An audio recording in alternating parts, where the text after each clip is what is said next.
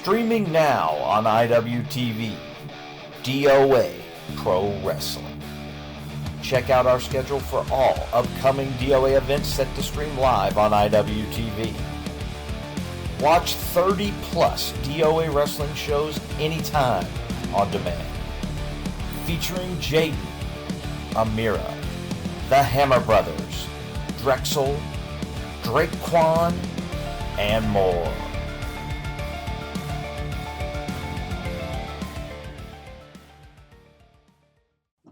Hello and welcome to the latest episode of the Business podcast. I'm your co-host, JP John Poz, with the two-man power trip. Of course, joining me is the doctor himself, Dr. M. Lavie Margolin. Lavie, how you doing today, sir?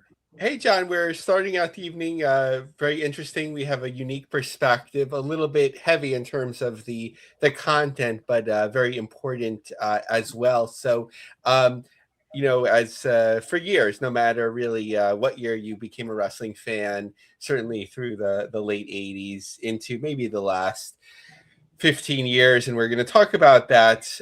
Early deaths of professional wrestlers had become a thing, the 10 bell salute and all of that. And oftentimes through the lenses that we had seen, it's really an emotional thing, not necessarily a rigorous study from doctors and published materials and so on. So our guest tonight, Dr. Reidar Lystad of the Macquarie University and the Center for Healthcare Resilience and Implementation Science at the Australian Institute of Health Innovation, just co-published a study called Survival and Longevity in Professional Wrestling, a retrospective cohort study. So Dr. Lystad, welcome to the podcast. Thank you for having me on. Pleasure to be here. So, Reidar, we always ask the guests, just very curious, of course, when did you kind of become a wrestling fan? Where did you grow up? And was that something that led you to wrestling as far as, like, we're Northeast guys, so WWF was big in the Northeast, so it kind of led us down that path. How about for you? Where did you grow up and what were you a fan of? Yeah, I'm based in Australia now, but I grew up in Norway. We didn't really have wrestling coming through in Norway when I was growing up until perhaps sometime in the late 90s. One of the more obscure TV channels in Norway started to broadcast a little bit, and that's probably the first exposure I had to it. So I would have been in my late teens at that stage. Started watching a little bit of WWF at that point. Full disclosure, I wouldn't say that I'm a big wrestling fan as such, but I had a little bit of exposure back in my late teens and haven't really been following it with a close eye since the early 2000s, I would say. So who were you, or like who stood out? Who were you a fan of, or who did you like, or who did you think kind of stood out? Back then, from memory, Hulk Hogan was still doing his thing back then. Ric Flair, Macho Man, some of those characters I do remember quite vividly. Yeah. So when you're obviously kind of discovering wrestling, interest in combat sports too, interest in MMA and stuff, or just wrestling? Yeah, more so, I would say. I'm so like in the combat sport area. I started doing combat sport myself in around that same time in my late teens. Since moving through my university studies and moving into research, I did my PhD on combat sport injuries. So I maintained sort of like a quite significant interest in the combat sport area, in particular in the injury side of things. Yeah. What was your discipline, or what were you training in?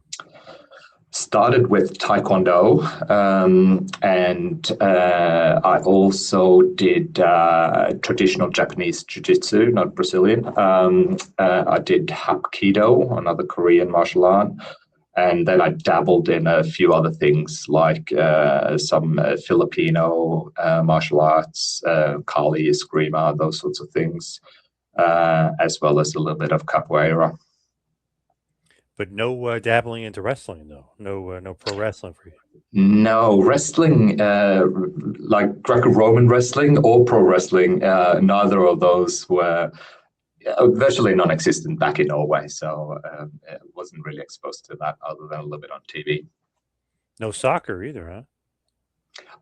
I did play soccer for a few years before I got into combat sport. Yeah, and probably the sport I played the longest was European handball.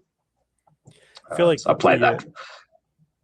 the Norway fans, I feel like, are the best. They were the best at the World Cup, I feel like. Yeah, I think Norway took the world by storm this World Cup. Definitely put the country on the map. It's been a long time coming. I think it's 28 years since the last time Norway was in the World Cup. So yeah, the whole country was rooting for the team. That's for sure. So how did your professional career converge with pro wrestling? So as I said, I did my PhD on combat sport injuries, and for the last 15 years, I sort of like been keeping a hand in the sports injury field. But venturing out across different sports, a lot of the contact and collision sports, which has issues with CTE and concussions and those sorts of things. And we had a little line of research looking into survival and longevity in some of those athlete populations, NFL players, the Australian counterpart, Australian rules down here, as well as rugby. So we're looking into that. And then as a little side project, I had a student that was interested in wrestling, pro wrestling. So we got chatting, and then we decided, well, why don't we try and do the same thing that we'd been doing for these professional and elite athlete populations, and see if we can do the same thing for a pro wrestling cohort. Does anything? So that's how it came about. Yeah. So does anything surprise you, like as far as the wrestling aspect of things? Because you could see the rugby, or the guys are head-to-head collision. Anything surprise you about wrestling? Yeah, I mean, with the other athlete populations like football and so on, we kind of like knew what to expect a little bit going into it. For wrestling, we weren't quite sure what we would find, to be honest, when we started. Although we've seen, a bit of news media coverage around some high-profile premature deaths of former WWE wrestlers, and some conversation around some pro wrestlers being diagnosed with CTE and so on. So we knew there were probably a little bit of the same kind of issues with repeated head impacts and the potential for neurodegenerative disease in that population. But what probably caught us by surprise was the predominant cause of death being cardiovascular disease, accounting for about 40% of the deaths in the WWE pro wrestling cohort. And not just accounting for a large proportion, that's also true for the general population, but at a rate 2 times higher than the general population. So not only do they die of cardiovascular disease quite frequently, they die at a higher rate than the general population as well. So that kind of took us a bit by surprise. When you're thinking about doing it, because you said you obviously you knew pro wrestling, but you weren't a huge fan. Was it something you were kind of very intrigued by, or you're like, it's just wrestlers, probably not going to be a big study, like, you know what I mean? Like, were you just kind of thrown off a little bit by it? I wasn't quite sure what to expect because, I mean, our thought going into this was to, apply the same kind of rigorous scientific methods that we use in all our studies, and publish it in the scientific literature. We knew going into it, we had a sort of like a look through the existing literature, and we couldn't really find all that much work being done in the wrestling space. So we knew it wasn't a big topic in the scientific literature. There's a couple of previous studies, but yeah, so we didn't expect too much noise to be made by the study, put it that way. I turn it over to Lavie. I know he's got a bunch of questions. Yeah, and before we get into the study, in terms of your student asking you to look into wrestling, that would have been me, especially as an undergrad. I I studied marketing, and I turned every report into marketing, and it actually worked out well for my professor. He actually turned it into a something that we could be co-published on, and all of that. Yeah, fantastic. So, in coming across your study, one of the first things that gave it, instant credibility in terms of its, the breadth, was that you looked at 1,000 plus people that had been involved with WWE, going back to, its various iterations all the way to Capital Wrestling in 1953 to build out your cohort to examine. What was that like, and had you explored different potential numbers prior to that? Yeah. So when I had the discussion with my student, obviously the first step was to try and scope out, well, is the data available out there? Can we get our hands on it? So that's how we started looking into not just WWE, but whether there's other potential databases that we can lean into for this type of work. What we really wanted was a complete cohort. So that's following on from the previous studies that we've done in other elite athlete populations. We didn't want to just cherry pick whatever we can get our hands on in terms of athletes, because that can create bias in our results and estimates. So we want to capture everyone to say that, well, this is actually what happened in that population without any sampling bias. So we went to one of the online data repositories, and we managed to get a cohort of everyone that's performed in the WWE and its predecessor entities. And that's how we ended up with the number of 1,012, if my memory serves me correctly. Yeah. So in terms of sort of parsing out these numbers, was there a look at sort of tagging people that had been through what sort of from an outside perspective, the most deaths would have been potentially those that went through the pro wrestling boom, where as has been discussed, steroids, cocaine, those sort of things had been talked about in stories and so on as being used late 80s to mid 90s performers. Then there was a potential lull, and then the Attitude Era, all the way through maybe the death of homicide, suicide of Chris Benoit, where then they started tightening up things. Was there a way of tagging those people and sort of comparing them to somebody that was Dr. Jerry Graham, 1953, quite overweight, big star, but he lived quite a long life, relatively so? Yeah, obviously our starting point, we wanted to try and control for everything, including era. The problem we face in these type of studies, when we start to break down the cohort into different eras, is that the numbers start to dwindle, and the ability to run statistical analysis on it becomes quite reduced. We did try to do a little bit by just splitting the cohort, so in half of the cohort at a certain date, without too much focus on specific known eras as such within the wrestling history. And the problem is that for the first, if you do that, if you split the cohort in two, for the early cohort, you have a long follow-up period for those people because they started out much earlier. But for the second cohort, you can only follow them for so long.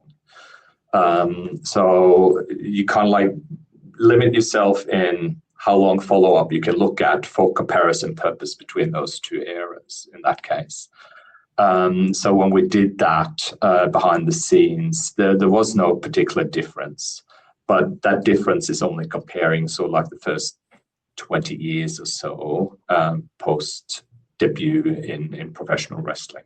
And you wouldn't necessarily expect many deaths in that time frame. So that's, looking at people prior to the age of 40, 45.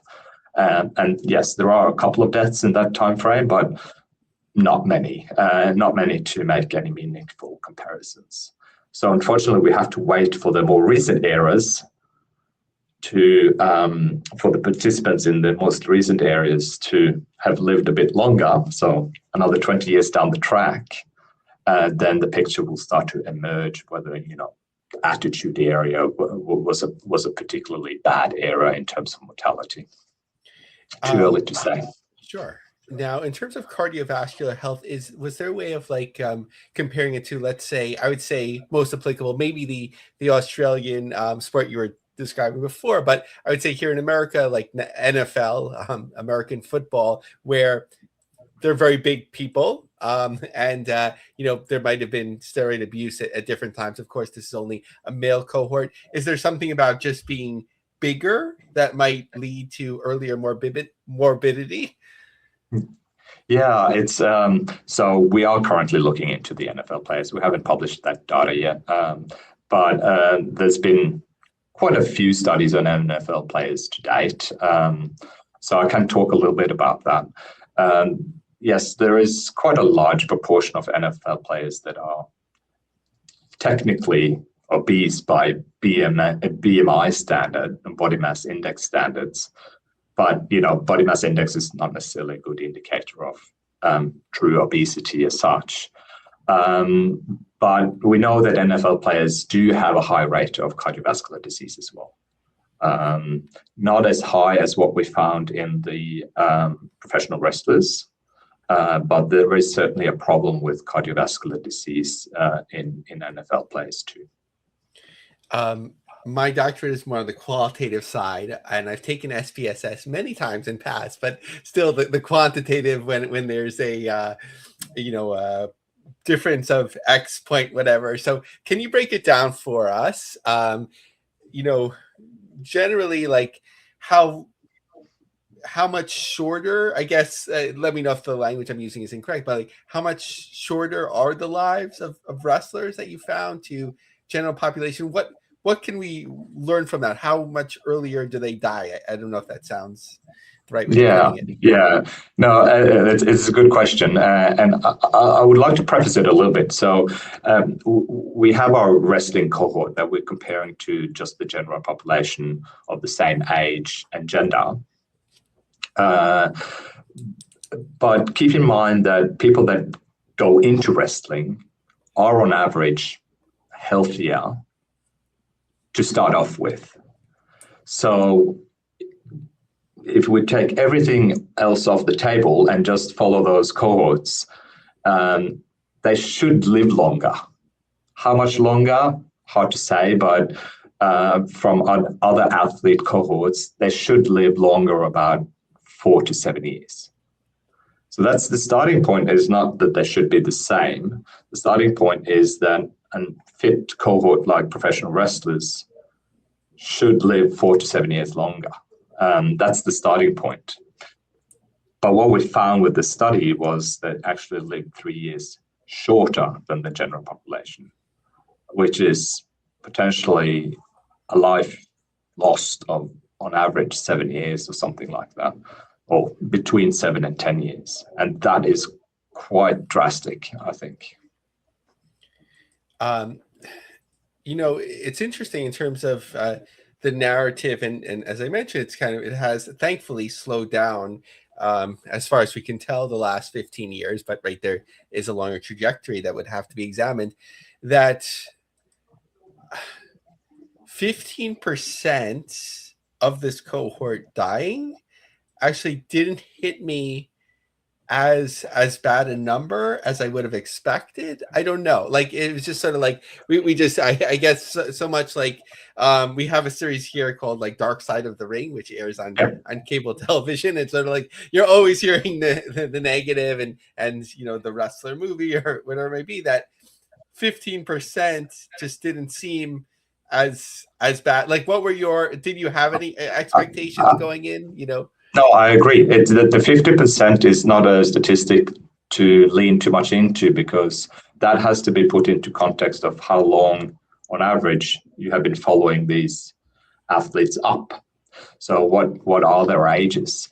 So I think the mean age of the cohort was sort of like around 50 years of age or something like that. So you wouldn't expect a large proportion of a cohort that age to have died. I think if wrestling had started earlier, prior to 1953, we would have more follow-up time for a larger proportion of the wrestlers, and that 50% would naturally be higher. Not that it would be worse or bad necessarily. Yeah, and another interesting thing was that the drug overdose related mortality rate was similar in your study to that of the U.S. population, but it appeared that the type of drugs was different. Yeah, the numbers start to get a little bit small when we talk about causes other than the cardiovascular disease. But yes, the drug overdose rates compared to the general population in the wrestling cohort was sort of like not too dissimilar. But the types of drugs, drug-related deaths in the wrestling cohort were primarily opiates, muscle relaxants, not too much. I think there were a couple of cases of alcohol being combined with other drugs. So compared to the general population, alcohol comes in much higher there in comparison. Yeah. And playing off what you just said, that when it's not the main reason, then it's a little bit harder to distinguish. But something that really struck me is that another line from the publication: the standardized suicide rate among professional wrestlers in the present study was 28% higher than in the U.S. general population. Yeah, 28% might sound a little bit high. I guess it's in the grand scheme of things, it's probably not super drastic. I wouldn't over dramatize it because the suicide rate is relatively low as a baseline. But it's relatively low in the general population too. So we're talking about, a slight increase. Yes, 28% sounds high, but we're not talking about many extra deaths if you put it into sort of like real numbers that way. But yes, it's potentially a little bit concerning as well. Yeah, and that's one that, just anecdotally, as you follow the news over the years, like that one that kind of stands out because I don't want to say often, but there are several notable examples where somebody had been on the big stage, whether it's WWE or something else, and then, their job ends, and then, it's not too far off that you hear something like death by suicide. So that might just be perception in a study like this really lends light to like more of what's actually been happening. Yeah, I think that's a salient point, and it's I guess it's something that we see in athlete populations in general, not necessarily to the extent of increased suicide rates, but this post-retirement blues, if you like, where they end up with some mental health issues, is losing their identity in some ways is probably what they feel like when they have to put their boots or their gloves on the shelf, depending on what sport they're doing. And then they hit a new phase of life and they don't know what to do. And some people spiral a little bit into mental health issues. And if you compound that with potential some other factors, suicide becomes not an uncommon occurrence, unfortunately. So the second cause listed was neurodegenerative disease. I don't know if there's a causation or causality link there, but in terms of potentially CTE, I'm not sure in terms of your research if you watched videos, let's say of the late 90s, and how people would smack each other in the head with like a metal folding chair, which is a hard thing to fake, and sort of like your reaction to that.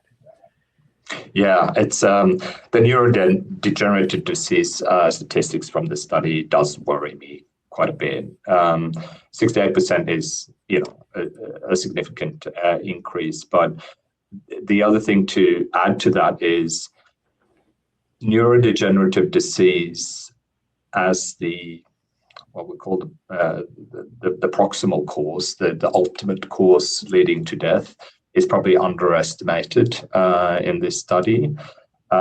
It's probably fair to speculate that a lot of the suicides and drug overdoses might have underlying neurodegenerative disease as well. But that wouldn't be reflected in our statistics. So neurodegenerative disease might be more prevalent than what the statistics from this study suggest. So yeah, it does worry me a bit. Coming back to your point about causal relationships between neurodegenerative disease and the practice of wrestling, the main causal factor for neurodegenerative diseases like CTE is exposure to repetitive hand impacts. It's by far the strongest link. And that's not to say there aren't other important factors, but even if there are other factors, it doesn't take away the fact that exposure to repetitive hand impact is the most important factor. So yeah, being hit in the head with a folding chair, regardless of what it's made of, I think it's probably not a good thing.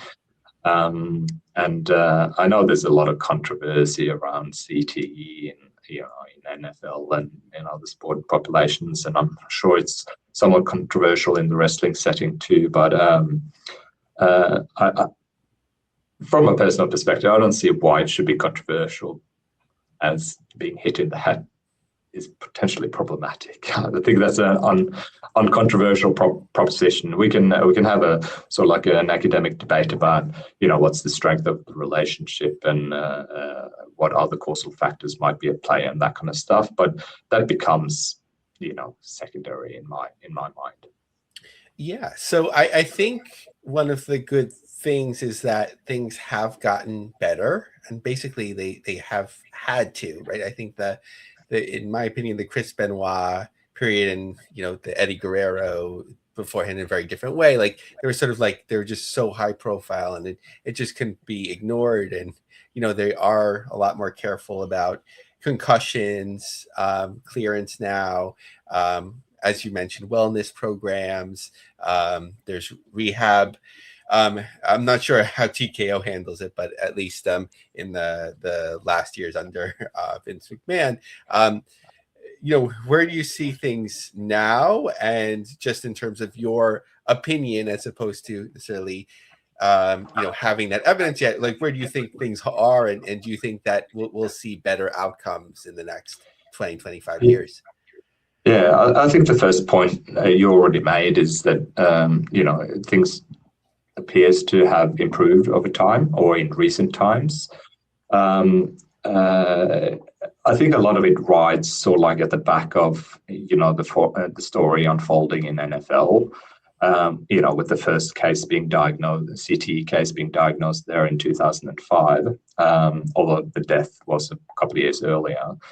And then, intense increase of media awareness and pressure has, forced the NFL to change its ways to some extent.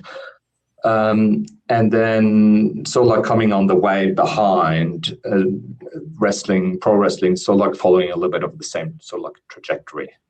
We had to wait a few years before we saw the first diagnosed case of CTE in a pro wrestler, and then high-profile media cases like the Chris Benoit incident and so on.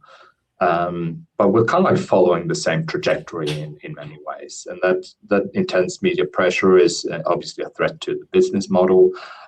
So that it forces companies like WWE to do something, and that is instituting wellness, talent wellness programs and stuff like that is an obvious step. how much those talent wellness programs actually do in terms of change, meaningful change to the health of the talent, I'm not entirely sure. A lot of it is going back to the NFL. They had to be dragged through the improvements. It's not something that they wanted to do voluntarily. They do as much as they have to, but not as much as they should be, to protect the health and well-being of its, well, in their case, employees, given the business model they have in NFL now, but which is a bit different for pro wrestling, of course. There is a little bit of a history behind those wellness programs as well. There was a pressure earlier on to introduce independent drug testing. So like in the 90s, I think, at the back of, reporting of prolific illicit drug use in pro wrestling circles. So that's something they were forced to do as well. And the independence of that drug testing program fell by the wayside when the media pressure backed off. And then later on, we're back into the wellness programs at the back of serious incidents like the Chris Benoit case and stuff like that. I think it's a good step, but it's certainly not anywhere near as far as they should go. And last topic question for me, as you referred to in your paper that there had been previous studies. So as you would guide someone through the next step, sort of would it be helpful to expand? As I'm thinking out loud, I don't know, if you go back to professional wrestling in the late 1800s through late 1940s, you'd learn much more in terms of a comparable group just because it was so different.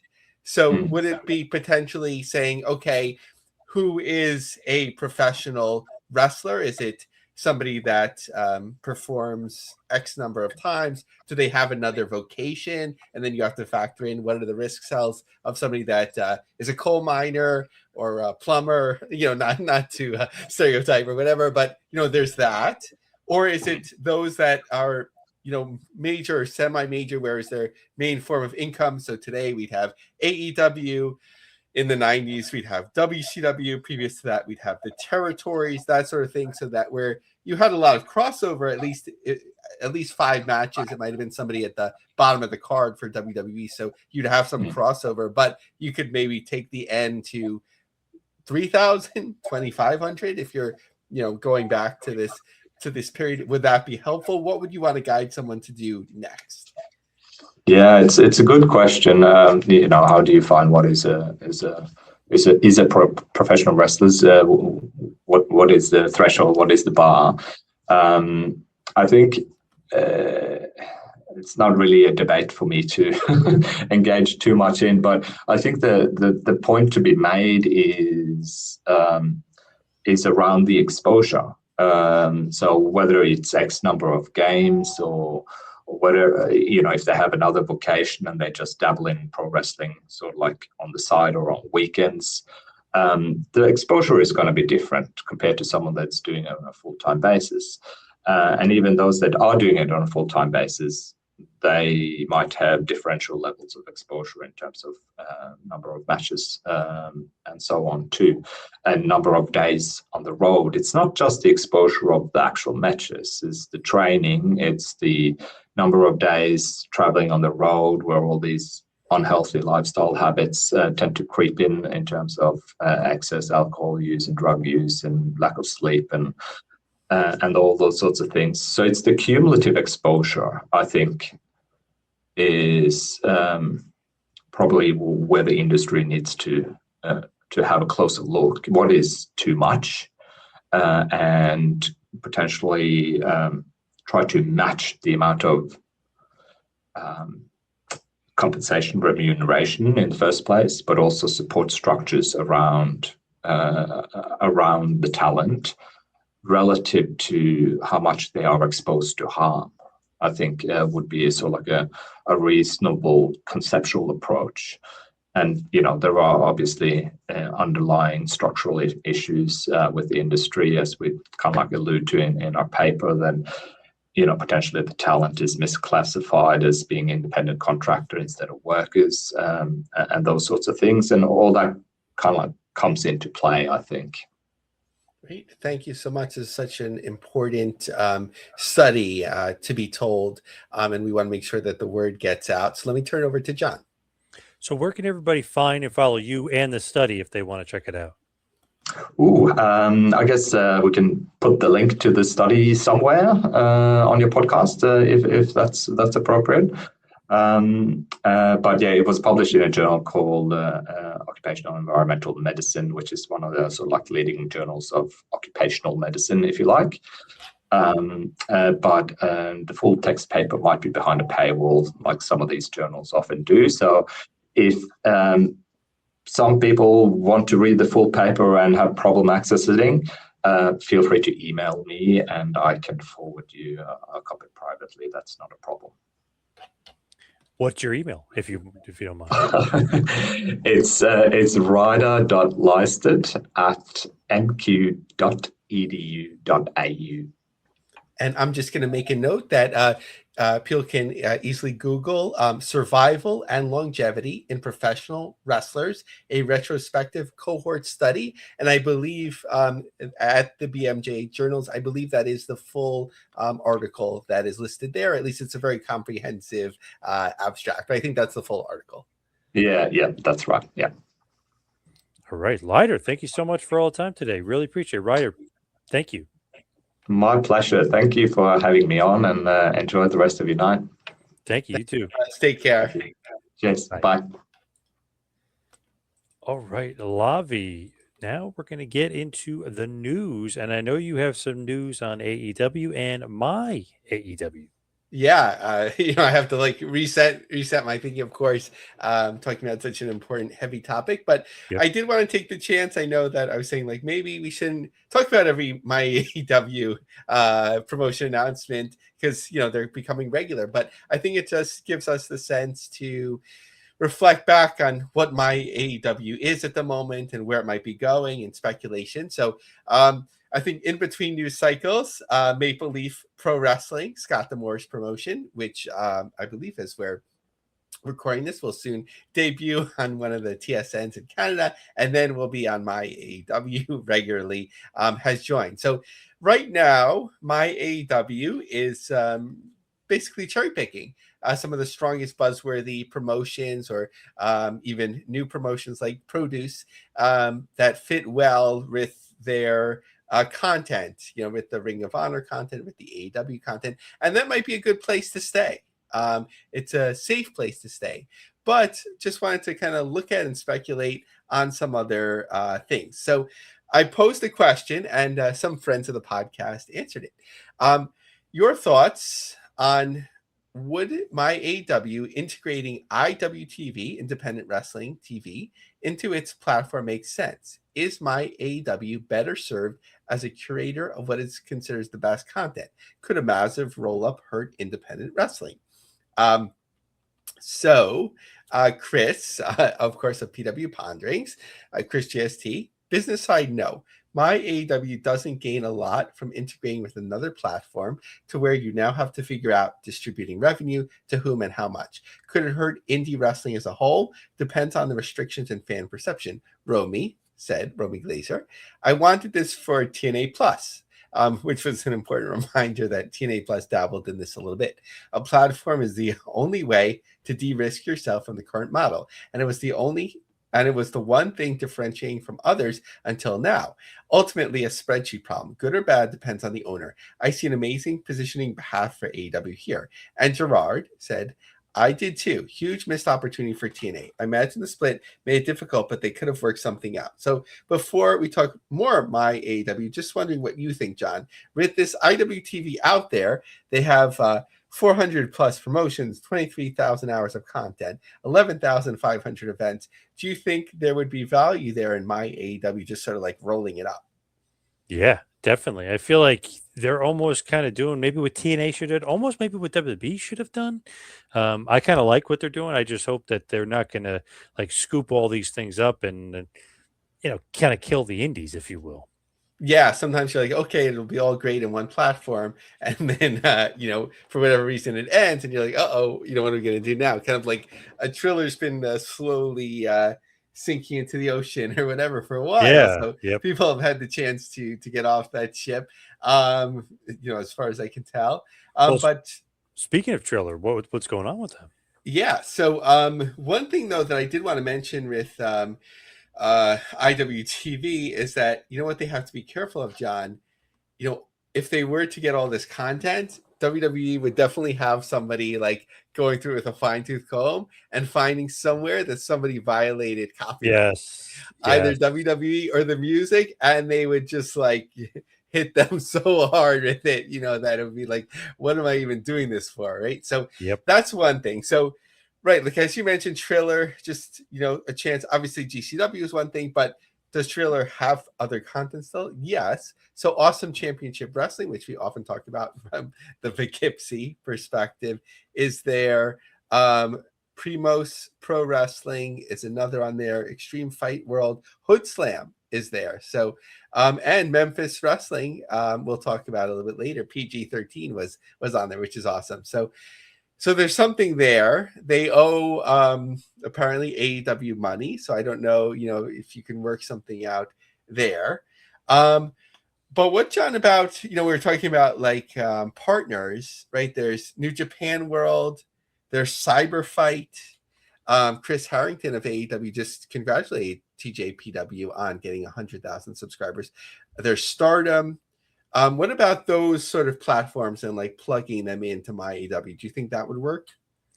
But doesn't that take away from New Japan World, though? So would that maybe not work as far as some of the Stardom and some of the Japanese stuff? Yeah. Or would that not matter, kind of thing? Yeah, I think with New Japan World, and obviously, like, there's something there because AEW was on New Japan World, right? In Japan. Right. And then, the deal closed, and then suddenly they're off. Maybe it was timing, maybe not, right? But I think New Japan World has like a certain ceiling here in the US, and it might be like ROH platform also where like, people just stayed subscribing or whatever it may be. Yep. So you would lose that. But, I think that obviously in Japan, New Japan should keep that. But outside of it, this might be something to explore, at least start with the US. And with their close partners like Stardom, there might be something there. With CMLL, I think they did a pay-per-view on there, but there's not more content. They generally do more on YouTube. Just looking at some of the other platforms, Continental Wrestling Entertainment, which is the Great Khali's promotion in India, they have a lot of YouTube views. I don't see that integrating well. TNA Plus, obviously, they have the WWE affiliation. ROW, no. WOW does its own thing. MLW does its own thing. NWA was just complimenting WWE and thanking them for things like Natty Neidhart and so on. GCW staying with Triller for now. There's AIW, which is out there. House of Glory hasn't committed anywhere yet. They're now on YouTube. Tony Khan, I think, has talked about the Juggalos. And that's pretty much it. You have some others like WrestlePro and GLEAT. WXW is part of independent wrestling. So I think that's pretty much the platform. You have, of course, Title Match Network has Future Stars of Wrestling, River City Wrestling, VIP Wrestling. Hooked on Wrestling has Progress and Defy. There's the United Wrestling Network. There's the idea of classic wrestling, right? The Savoldi Library. I don't know how much they want to look into the classics. So there's a lot of opportunity for growth there, John. How would you position it if you were overseeing a project like this? Man, I don't know. It feels like it's almost like too much. You know what I mean? Like then they owe money here and no money there. Then it's like, all right, then there's like obviously so many different options to team up with. Like, oh, let's get the Juggalos now. Let's get House of Glory, who's kind of, get some steam. Don't forget about GCW. I feel like if they're having payment problems, they better get that corrected first before they start adding, because then they're going to really, really, really owe a lot of money all over the place. So it's like they got to get their financials straightened out. I don't know what's going on with them, because it seemed like it should be very profitable and easily profitable. So once they figure that out, I feel like then you can start expanding. Yeah, I think Triller should, get week to week, and we'll see if they break away or whatever. But for AEW, like having these, this sort of content in different places, I think it's the decision between like, are we going to go big with it? Like, you don't want to be in the middle, right? Like they always say, you don't want to be in that middle with like 10 or 15 promotions and kind of just stick with there. So either you'll stay small, or you'll go all out for it. But I think you have to do it carefully because, like I said, you have contracted wrestlers. You have to be careful with those deals, even in modern days of the ID program. You have music. What type of music is there? And then you have different things that could embarrass you, like attitudes towards women, or non PC talk, extreme violence. Not every promoter has the best the best thinking when choosing what to air and what not to air, and what to promote, and how to handle things. So you don't want to make, I don't think AEW wants to make this a bigger headache while they're trying to grow. What's going on with New Japan Pro Wrestling, by the way? Did they do over 4,000 for the show? Yeah, so over 4,000 tickets distributed, according That's to pretty Wrestling. damn good. Yeah, I would. I think this is like a big win for them. It's about 85% of Tanahashi's U.S. retirement match, and actually, they had listed attendance of 4,125 for. Oh, sorry, that was the previous show. But so for this show, 4,032. Windy City Riot was 4,520. That takes 165 distributed. Yeah, so I think this is like realistically as best as they can do, and that's a good win. I don't know if it means they should pick up their live events again in the US so much, but maybe that like 3 to 4 times a year when you're being careful about it. So on Long Beach, Chicago, maybe New York if you're running a theater and it's more expensive tickets as opposed to trying to sell multiple thousand tickets, something like that. But it's a trade-off between bringing everyone in from Japan and not running in Japan, and kind of continuing to chase it in the US. What in the world is going on in TNA? I thought Road Dogg was in. Is he out? What the heck is going on? Yeah, so our friend Gerard getting a lot of press here from us because he has great content here. But he had shared TNA Road Dogg saga was pretty wild. It went from a deal being 99% done days prior to Summerversary, to him having visiting and maybe helping agent a match at Summerversary, to not being brought in for Albany at all, and no word on any future plans. Somebody high up on the TNA side wanted it out there, though PW insiders that he'd be there, and the deal was almost done, and as of last week it's dead silence. I've been told if he comes in, he wouldn't be taking over anything, but just adding to the current group that's already there. Very weird, just hyping up like the company to either not land or not be interested in using him suddenly. This doesn't mean a deal doesn't get done, just weird stuff overall.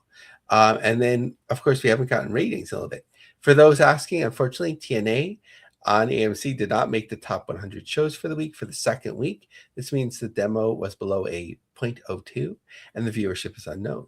The last viewership for TNA on record was the Go Home Slammiversary on 6/25 that did 188K/0.02. The weird part is tag these last few episodes have been better than most of the ones lately, so the show not charting is wild. Part of the issue is outside of Moose, AJ Francis, the Hardys, and Nick Nemeth, maybe Elijah too, is that the company just doesn't have all that much star power and hasn't built up all the new stars. Good change made recently, but more needs to be done. And just a quick look at TNA Impact at the Liquor Center in Philly, that they've crossed 1,000 ticket threshold for July 30th. And obviously a quick little GCW update, which is kind of low for us, but this will be a quick one. Yeah, so Avery Styles is coming to GCW. Just a smart move. There was that just one match in Georgia where AJ Styles accompanied him. Now people are like, "Oh, is AJ Styles?" I don't think he's going to go on the road with him to every match. It's probably better that he doesn't actually kind of let him get out there. But you have somebody that's in their rookie year, and they have a name attached already. So it's, win-win for everyone. How about NWA? It's interesting the way the ratings are being kind of broken down. What's up with them? Yeah, it's kind of it's odd because every week it's sort of like we're breaking records, but then sometimes they're lower than what they've listed before. So Adam Ware is probably constantly wondering why I'm clicking on his LinkedIn profile, Yes. but as long as he shares the NWA news, that's how I'm getting it. Adam Ware, the ratings keep going up. NWA Power on Comet celebrated the 4th with its highest rating since launch. Okay, it's July 4th, highest rating since launch, John. P25 to 54, 32,000, peaking at 60,000. Okay, so let's keep that in mind. May 30th, the latest Nielsen numbers are in for NWA Power. After 4 weeks, viewership is up, especially among young audiences. P25 to 54, 72,000, up 279,000.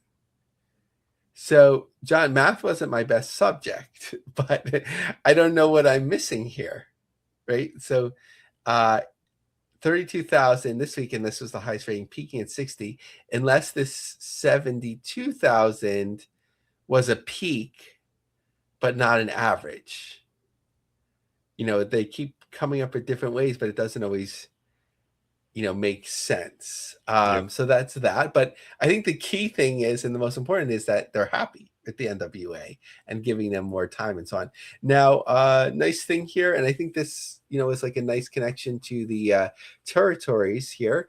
NWA Empower, of course, the all-women's show, is going to be going through the Page Sisters promotion in Tennessee, Crossfire promotion. So they have a little buzz with what they're doing there, and that will be on YouTube. And Philly, NWA 78, even with the Neidhart announcement, 296 tickets distributed of a reserve 662, obviously more available with GA.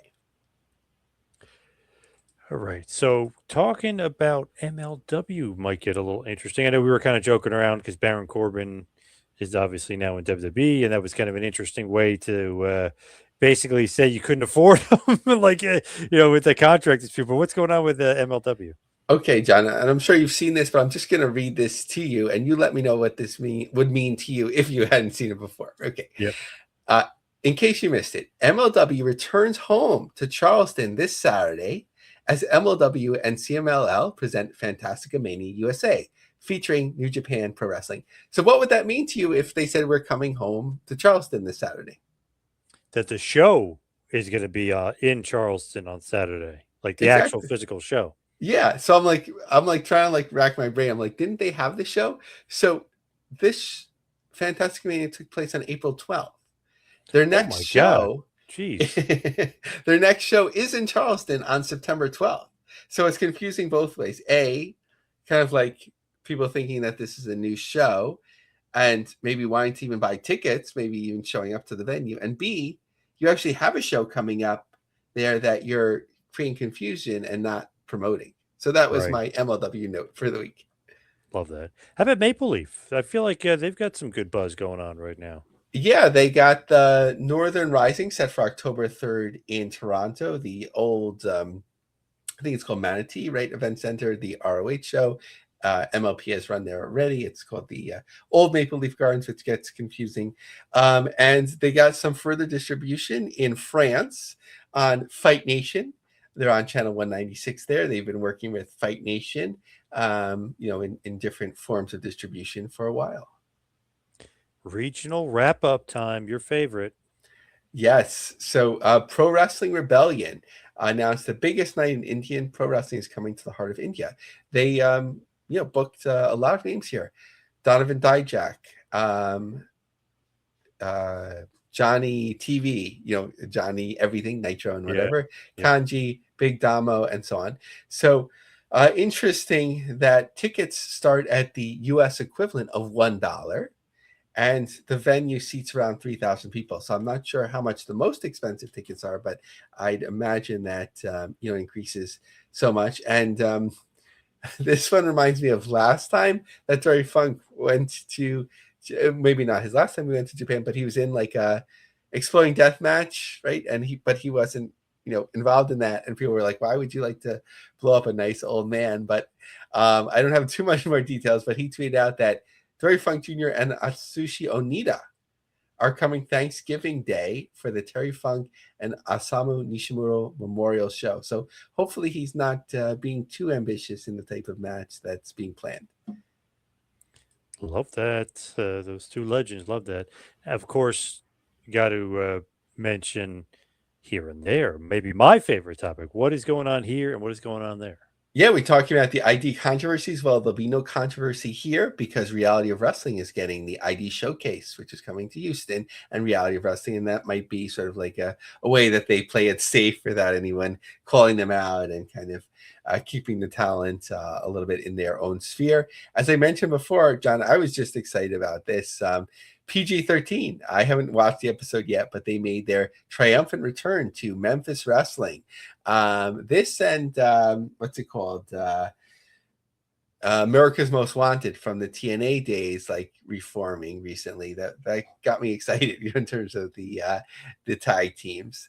Violent J talked about Bloody Mania taking place again at the Gathering. This, of course, maybe I was hyping it up too much. I think it was last year, right, with the GCW feud, which didn't end up being much of anything at that event. The importance of it to the Juggalo community. It's always a fun thing to watch. And, John, a surprise in my Google alerts, Knox Pro is exploring some things outside of pro wrestling. Maybe a good idea, right? Not that they're going away from wrestling, but maybe a good idea with the Rasha Jackson situation. But they are working with Treasure Island, Las Vegas to have a Mana, a Polynesian review and luau show with a of course, a luau has a big pig and all that sort of thing, dancing and everything like that. Fire knife performer. So it sounds like a good time. All right, Lavie, good show today. We got a lot, in the can just as far as news in a short amount of time, but a great interview, of course, with Reidar Lystad. So let's wrap it up and head towards the plugs. Follow me on Twitter and on Instagram at 2Man Power Trip. How about you, Lavie? Yes. So follow me on X, Lavie Marg, LAVIE MARG. Check us out on LinkedIn, our group, The Business of the Business. Like, review, rate, and share us. And I'm just going to share Reidor's co-publication again, and you can just Google that. Survival and Longevity in Professional Wrestlers, a retrospective cohort study. All right. Thank you, Lavie. Thank you, everybody out there. See you right back here next week for a little business of the business. See you next week, folks.